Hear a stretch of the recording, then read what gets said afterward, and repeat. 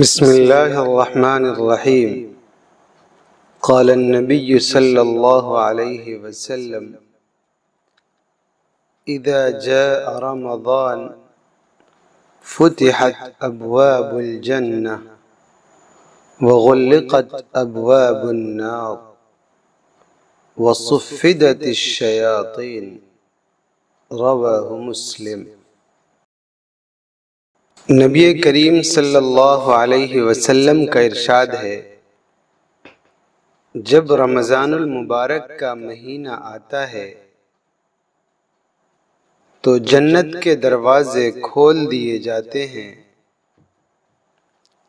جہنم کے دروازے بند کر دیے جاتے ہیں اور شیاطین قید کر دیے جاتے ہیں۔